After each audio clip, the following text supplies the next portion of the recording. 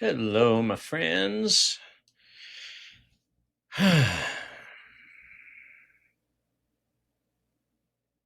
So, I want to share something for you.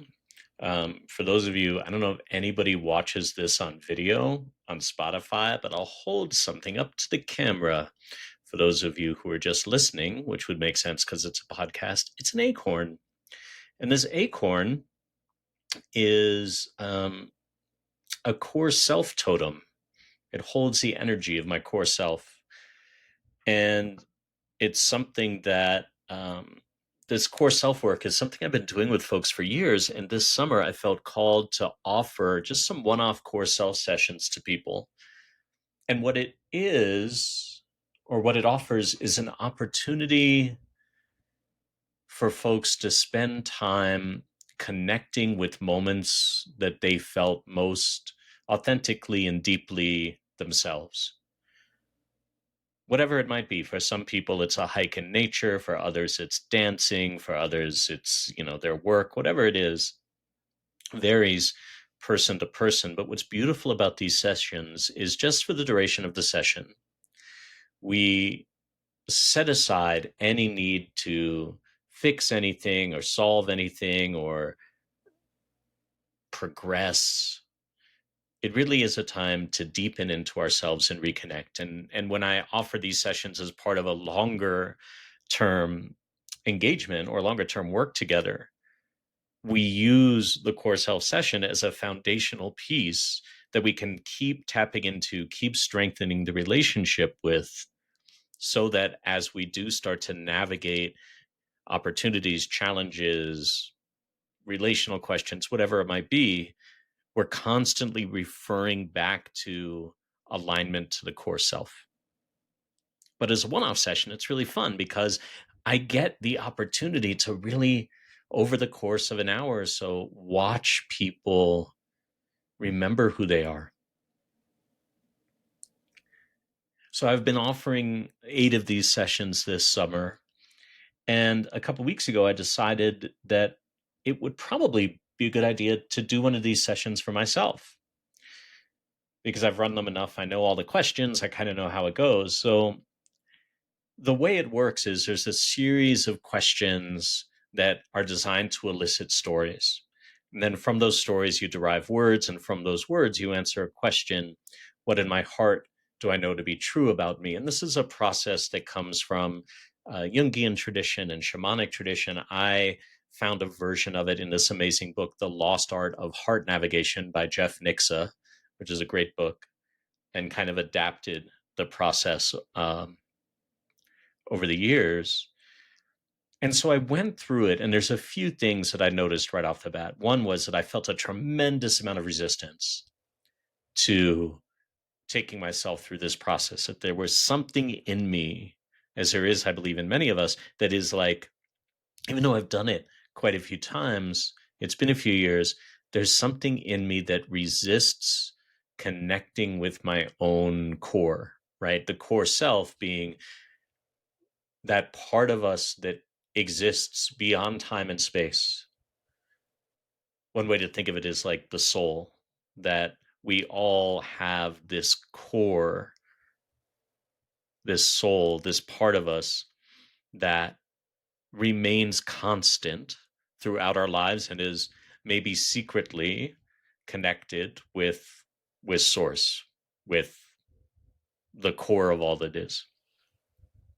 So when we connect with it, I experience resistance, which I'm sure others do as well, because what if our core self is a dick? Right? What if the core self is an asshole? What if we don't like what we find? Which is never the case. Nobody's ever gone, ooh, I think I might be evil. It's always quite beautiful. So even though intellectually I know that, I felt that resistance. And the other thing that I experienced, even though I was doing this exercise by myself in my office with a candle lit, having cleansed the space, just talking into my phone to get a transcript, it was really vulnerable. And it made me really grateful to the folks who have put their trust in me and in the space that we create together to go through this process. So I go through this process.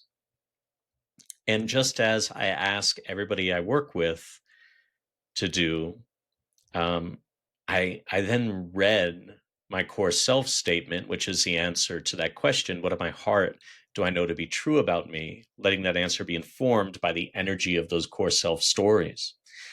And even reading it out loud by myself again, it was like tremendously vulnerable. So I'm going to read it here on the podcast,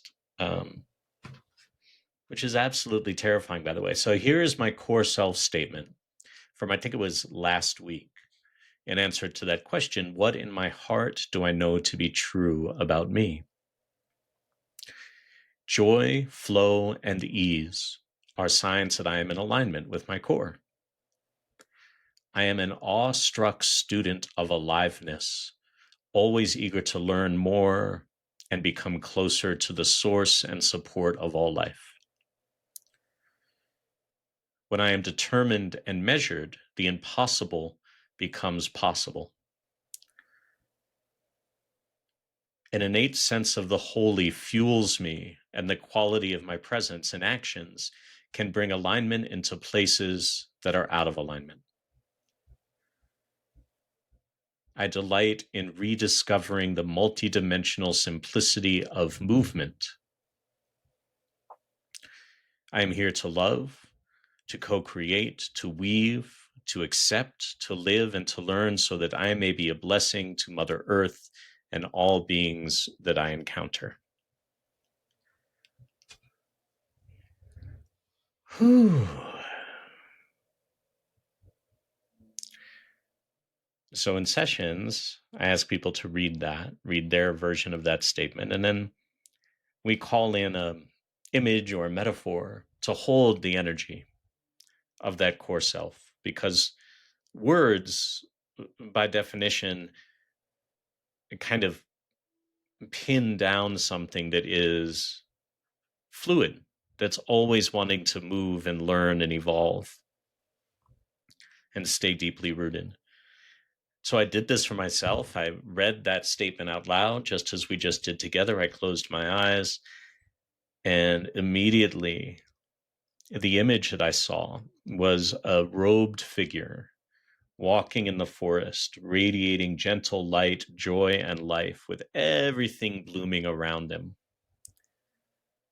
And the kind of phrase that came in, that was radiating from this figure, was, "I am an embodied blessing."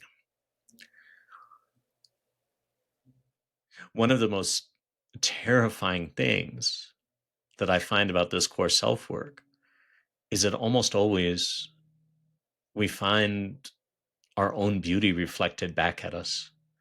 And it can be really, really hard to accept how beautiful and full of love and potential and power that we are, for lots of reasons. One is we've been taught that that's egomaniacal, that if you really see and embrace and appreciate your own beauty, then you are a narcissist.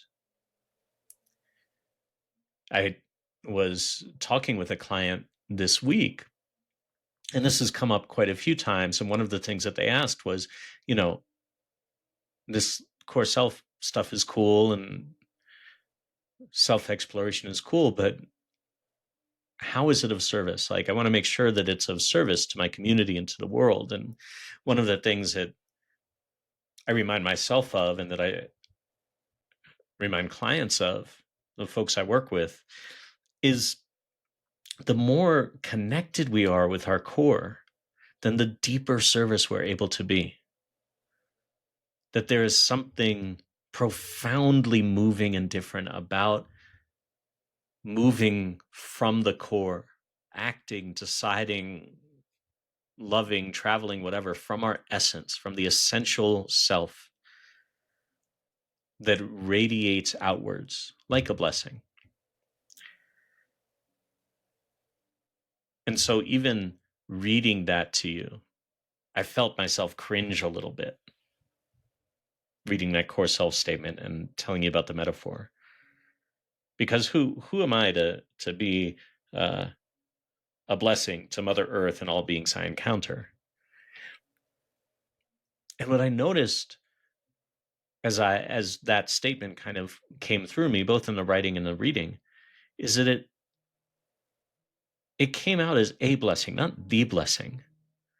There's a thing that happens early on when people go through like a prototypical spiritual awakening process, whatever you want to call it. And I've seen it, I don't know, probably 80, 100 times happen in breathwork groups over the years, where somebody has this moment of connecting with their core. And there's this kind of messianic thing that can happen when we start to wake up to our own beauty, which is instead of being, oh, I'm a blessing to Mother Earth and all beings I encounter, it's no, I'm the blessing. I am the one. I have been chosen. That's where I think we get to that messianic narcissistic stuff, as opposed to what I believe is true, which is we are all blessings to the earth, to the universe. We have been put here, planted. Our core selves, our souls have been planted here to be blessings. There's just remembering last year, I got to work with an amazing friend and mentor, just a beautiful person named Catherine Hall Trujillo, or Mama Cat, as most folks call her. She founded something called the Birthing Project USA, which is to support midwives. And we were co-facilitating this event for the social impact entrepreneurs. And she's a true elder. She's an initiated elder in spiritual traditions, and is just a beautiful, amazing person. And one of the things that she shares and shared in the session that we did together was this beautiful idea that occurs in many cultures in one way or another that we don't have, called the whisper ceremony, that when someone is born, all of the members of their community, their tribe, their village gather around them and just simply whisper blessings to the baby, into the soul, into this newborn soul. So this soul that has been planted here to be a blessing is blessed as it emerges into this realm. It's so beautiful. One of the things that we can do for ourselves, because once we get a connection with our core self and go through that process of getting the metaphor, then we blow it into this core self totem, mine being this acorn. And we can think of that as giving a whisper blessing to ourselves, just with our breath, right? Blessing our core self with recognition of its existence, of its sanctity, of its beauty, of its power. So if we're each planted here as a blessing, there's a beautiful image that comes up as just like blessings blooming everywhere, trees and flowers and humans and foxes and whoever, everybody blessing each other as they walk through the world. What the hell went wrong? And that's where we get to that idea of that core wound of separation and the cultural kind of psychosis that keeps popping up in these episodes, in these field notes. So one way to think of the work that I get to do with folks, or maybe that we do together, is we all are born as a blessing. We're all born with this beautiful core self. And then over the years, a bunch of crap accumulates on top of it. Beliefs, I'm not good enough. I have to prove myself. It's not safe to connect with my core. And so much of the work that I get to do is about helping peel those layers back so that we can reconnect with the core and try to align as much of our life, as much of our action with that core as possible, trusting that it's here to be a blessing. There's a couple more things coming up. I think one is the conflation of core self with work or purpose. That's not true for everyone. I remember working with somebody a few years back and they were like, I don't feel like my work is connected with my purpose. I got to do it. And the more we worked together and we did this core self work, it became clear that the fullest expression of his core self had nothing to do with his work. He was so lucky. Like he could just do a job that was fine, that would support his family in a really healthy way. But it didn't need to be his expression of purpose, because for him, that was being embodied in the way that he parented his family, his kids. And so disentangling for him that idea of I must toil away at my purpose was so much of the unpeeling that we did so that he could find meaning in his soul's work of being a blessing and provider and amazing parent to his kids. The other thing that comes up is every organization, in my experience, every business also has a core self, right? We can actually connect with the spirit or the consciousness, the core consciousness of a business. And just like we do with our own core selves, we can ask it for guidance, and it can become a really powerful source of information and insight. And I think the reason that works is any business, any organization exists as an entity that is woven of the energies of the people who created it. And just like an old school, like conjuring from a fantasy book or from magical, mystical traditions, when all these energies come together, they alchemize and they become its own consciousness that we can connect with. And so connecting with the core self of businesses and of teams is other stuff that I get to do. And that's kind of a new thought. Until today, I hadn't really thought of it as the same work, just in kind of a fractal enlargement. Anyway, the idea being that any work we're doing also has a core that we can connect with. We can also connect with the soul and the core self of a culture, of a country, of a species. Right? If reality is fractal, then there is no limit to how far out that idea can expand, which could be a really fun place to explore.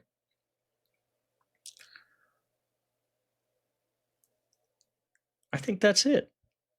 I'm just checking in and seeing if there's anything else that wants to be shared in this field. And I don't think so. I just wanted to share my fun acorn with you, and look where it took us. Thanks as always for listening, and we'll see you again in the field notes soon.